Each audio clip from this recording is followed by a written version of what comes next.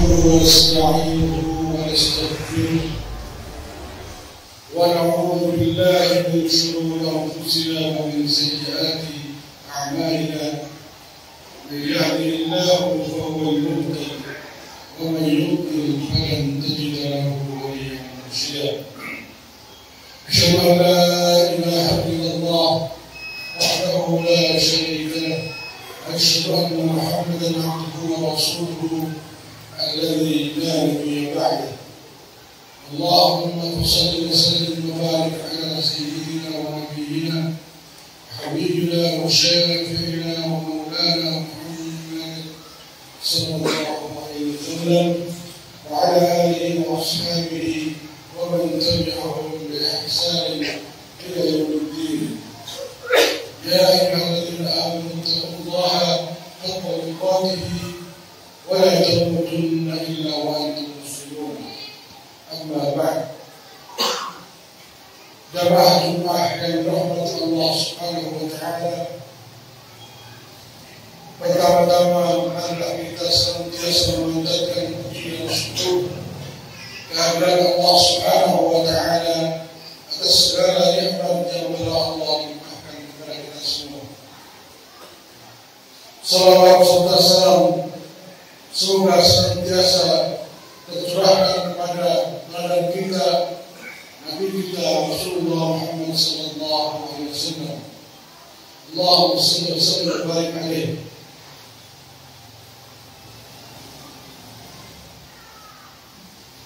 Dalam sebuah percakapan ada di media sosial saya baca, seorang murid bertanya pada gurunya, "Wahai guru, wahai syekh, mengapa aku lihat engkau begitu tenang, hidupmu begitu damai dan tentram, tak terlihat sedikit pun kecemasan, galau atau kekhawatiran yang berlebihan?"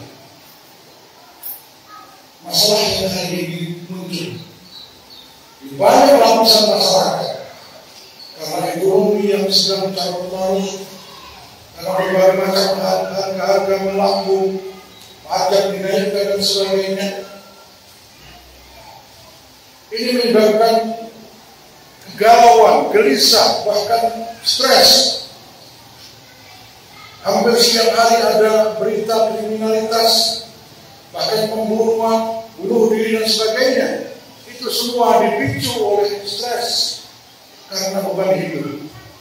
Pertanyaan murid ini sangat bagus, namun jawabannya jauh lebih bagus. "Wahai anakku, aku baca firman Allah,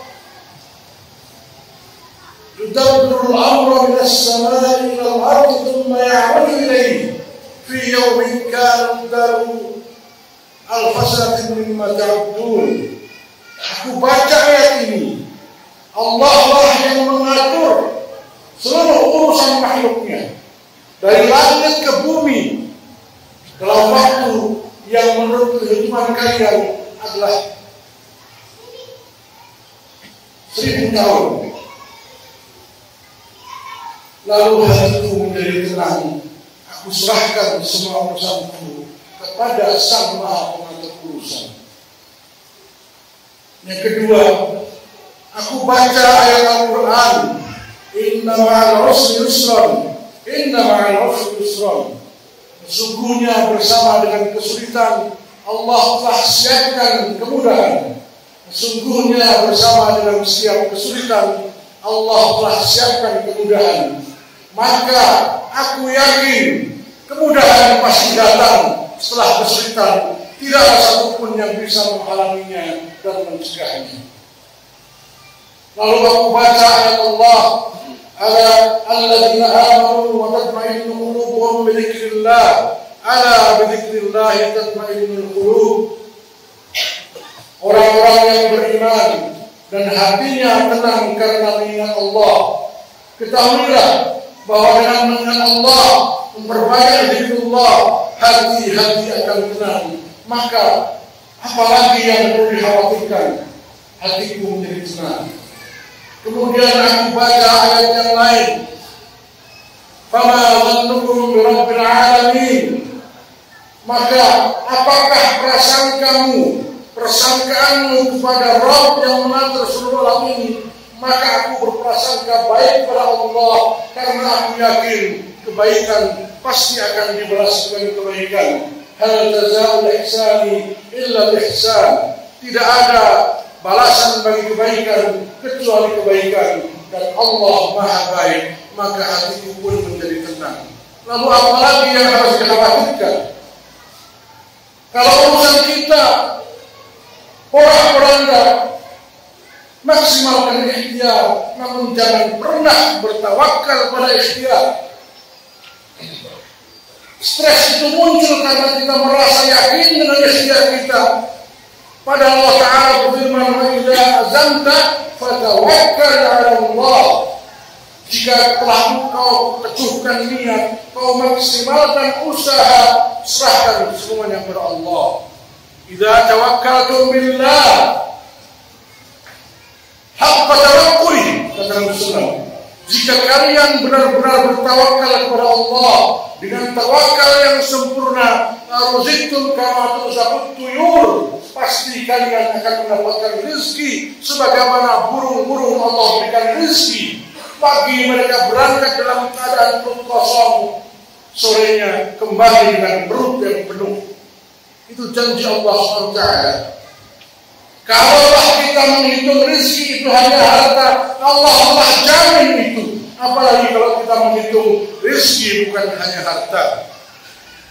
Ilmu yang bermanfaat itu rezeki, kesehatan itu rezeki, kesejahteraan itu rezeki, kedamaian itu rezeki, anak yang soleh juga rezeki, istri yang solehah adalah rezeki, suami yang soleh adalah rezeki, keberkahan hidup adalah rezeki, kesehatan adalah rezeki. Begitu banyak rezeki yang melimpah, namun manusia hanya menganggap rezeki hanya uang. Itulah salahnya cara berpikir manusia. Dia tidak merasa bahwa sesungguhnya ada rezeki yang lebih besar. Diberikan ilmu, diberikan kekuatan untuk berislam, diberikan kekuatan untuk menghadiri majelis ilmu, salat Jumat, itu adalah rezeki. Betapa banyak orang-orang yang tidak bisa berangkat salat Jumat, bukan karena sakit, bukan karena sibuk, tapi karena ia malas dan ia tidak mau sholat.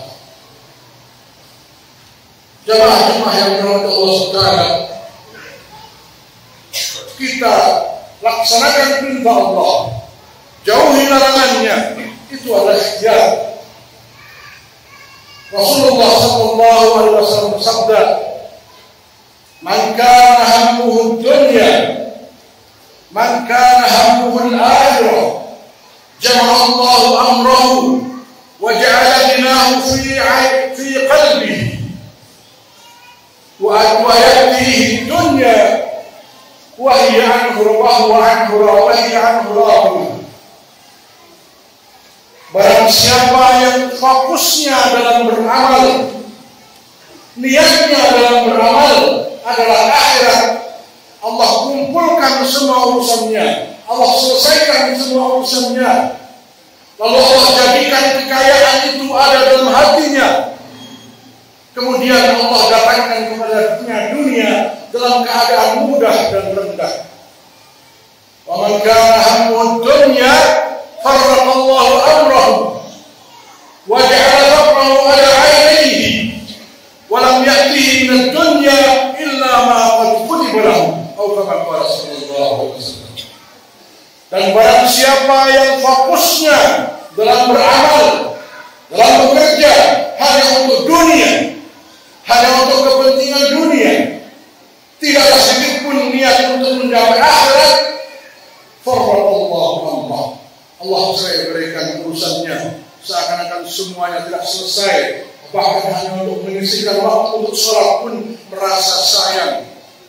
Allah berikan urusannya, wa ja'ala faqrahu ala 'ainihi, Allah jadikan di depan matanya ketakutan miskin, ketakutan bangkrut, ketakutan rugi, ketakutan gagal.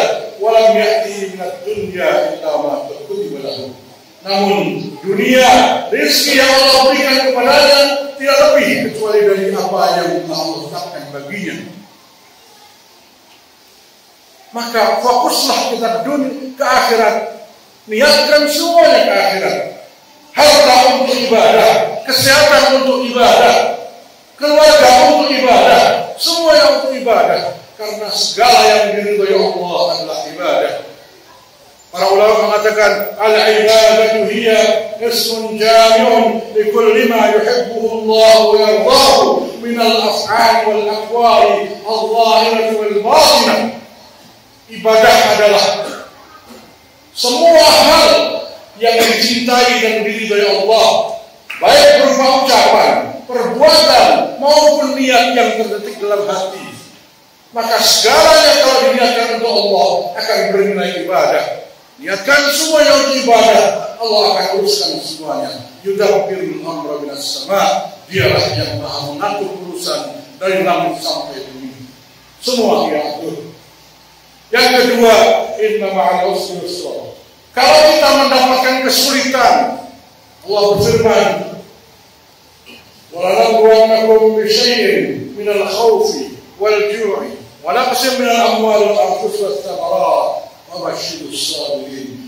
Kami pasti akan menguji kalian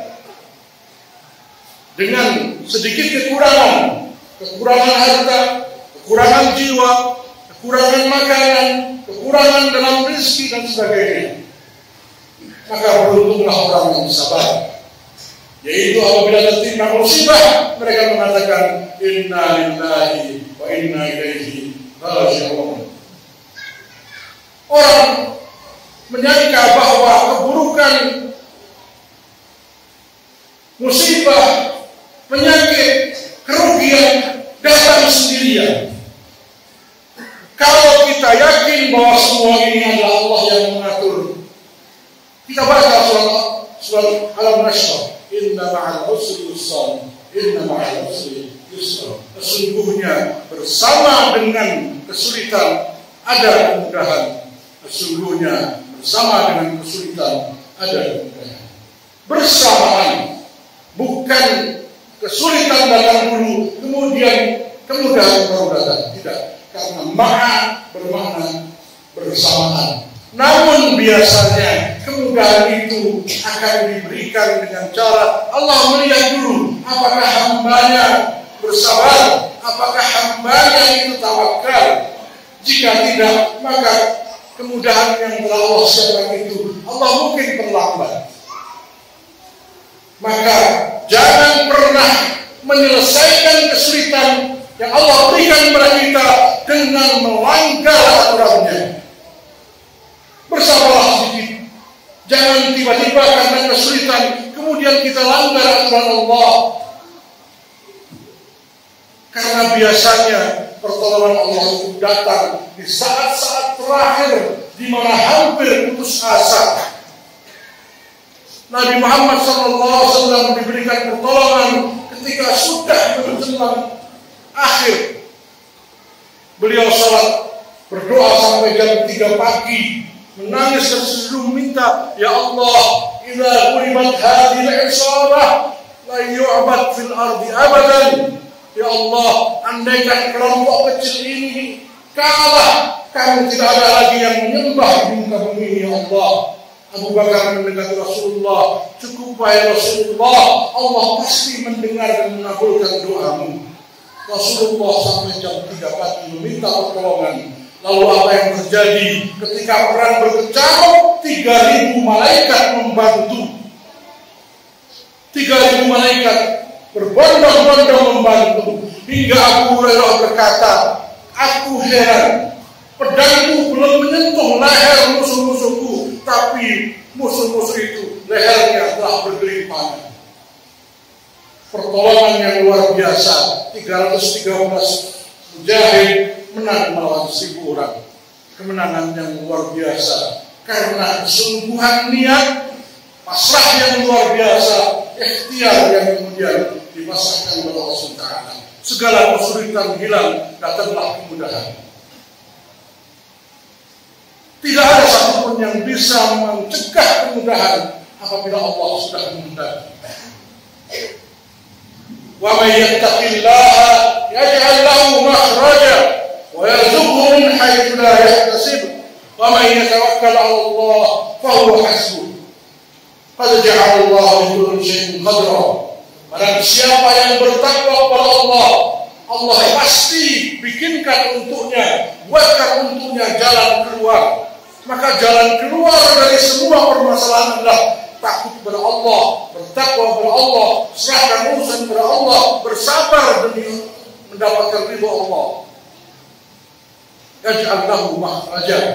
Pasti Allah berikan padanya jalan keluar. Bukan cuma jalan keluar, wa yarzuqhu min haitsu la yahtasib. Kemudian Allah pasti akan memberinya rezeki dari arah yang tidak disangka-sangka. Barang siapa bertawakal kepada Allah, cukuplah Allah baginya. Jamaah sahabat yang dirahmati Allah Subhanahu wa taala, keyakinan bahwa kesulitan tidak datang sendirian ini tidak mudah. Kita begitu yakin ketika kita haus, kita langsung ambil air karena kita yakin bahwa air akan menghilangkan rasa haus. Ketika kita ngantuk, kita langsung ke kamar, kita tidur, kita yakin bahwa setelah tidur kita hilang kantuknya. Ketika kita lapar, kita langsung ambil piring, ambil nasi dengan harapan akan hilang rasa laparnya. Tidak satupun yang meragukan. Tapi mengapa ketika kita mendapatkan kesulitan, kita tidak yakin bahwa Allah akan menghilangkan kesulitan? Padahal air hanyalah makhluk, nasi hanyalah makhluk, tidur hanyalah makhluk, sedangkan yang memberikan pertolongan dan kemudahan adalah Al-Khaliq, Allah yang Maha Pencipta. Wa annahu huwa al-hada wa abka. Dan dialah Allah, sesungguhnya Allah yang membuat kamu tertawa dan membuatmu menangis. Menangis, tertawa, suka, duka, gembira, sedih, itu Allah yang membuatnya. Maka dengan mudah Allah akan mengangkatnya kalau Allah menghendaki. Inna ma'al usri yusra, inna ma'al usri yusra. Selanjutnya guru itu mengatakan, kalau aku baca alladzina amanu wa tatma'innu qulubuhum bi dzikrillah, ala bi dzikrillah tatma'innul qulub, yaitu orang-orang yang beriman, yang hatinya tenang karena zikir, karena mengingat Allah. Ketahuilah, dengan mengingat Allah, hati akan menjadi tenang. Kita ingat Allah Maha Pengasih, dan kita tidak khawatir lagi.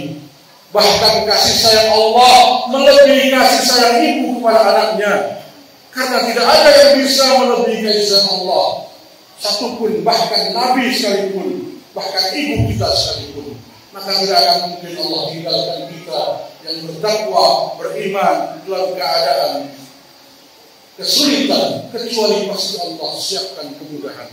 Maka bersabarlah, dengan sabar itu Allah akan berikan ganti. Kita berzikir kepada Allah, maka kemudian kita yakin Allah Maha Kaya pasti akan memberikan rezekinya. Ya Razzaq, Ya Razzaq, Ya Fattah, wahai pemberi rezeki. Ya Fattah, wahai pembuka hati, pembuka rezeki. Ya Aziz, wahai Maha Perkasa. Ya Ghani, wahai Maha Kaya. Ya Malikal Mulk, wahai rajanya semua raja. Begitu banyak sifat-sifat Allah. Kita baca itu. Setidaknya kalau kita tidak mendapatkan rezeki yang langsung, kita dapatkan rezeki ketenangan hati.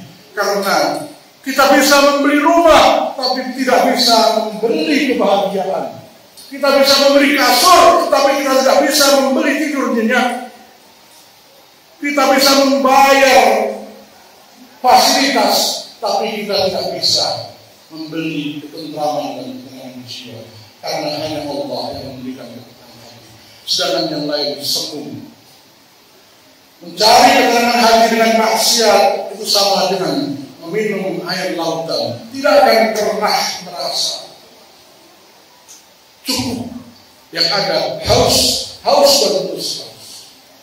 Jamaah Jumat yang berahmat Allah SWT, yang terakhir setelah aku baca fama dhannukum bi rabbil alamin, wahai manusia, kira-kira apa perasaan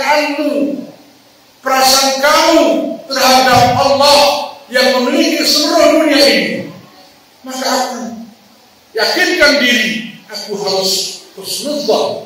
Apapun yang terjadi pada diriku itu kebaikan, karena Allah tidak akan mungkin menzalimi hamba-hambanya yang bertakwa. Allah Ta'ala berfirman, Inna Allah la yadhlimu mithqala dzarrah wa in taku hasanatan yudha'ifha wa yu'ti min ladunhu ajran 'azima.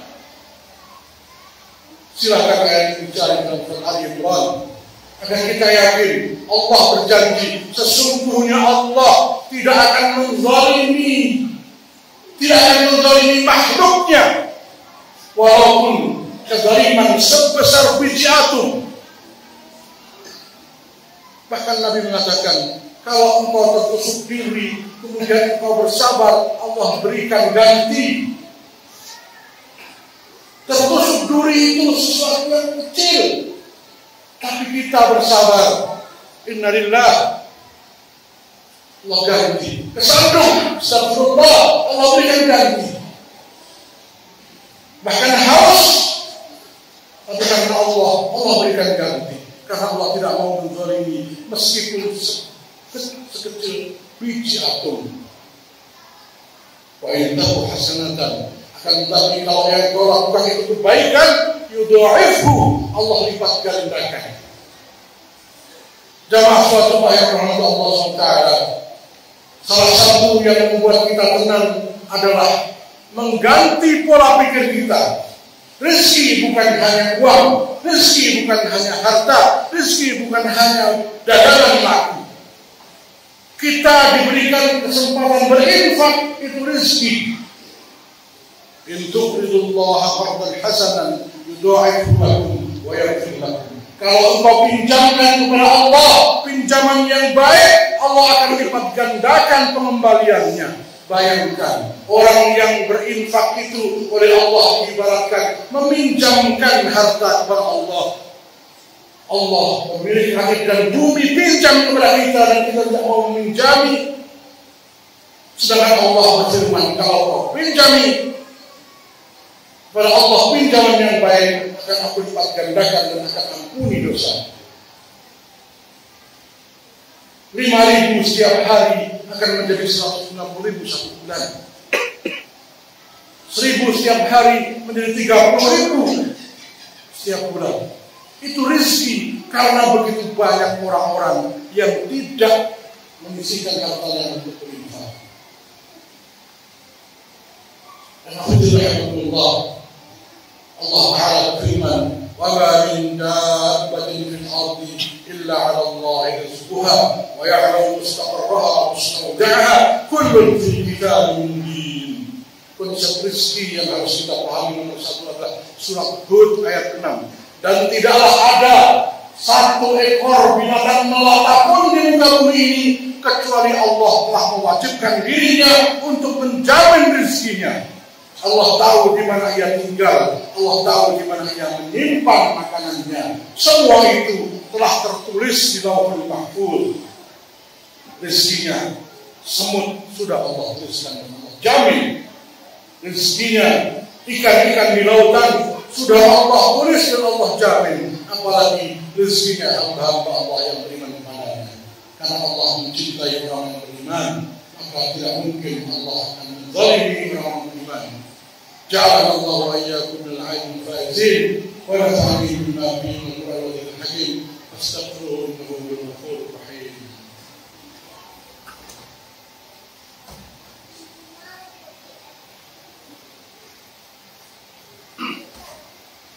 إن الحمد لله نحمده ونستعينه ونستغفره ونعوذ بالله من شرور أنفسنا ومن سيئات أعمالنا. من يهده الله فهو المهتد ومن يضلل فلن تجد له وليا مرشدا. أشهد أن لا إله إلا الله وحده لا شريك له، وأشهد أن محمدا عبده ورسوله الذي لا نبي بعده.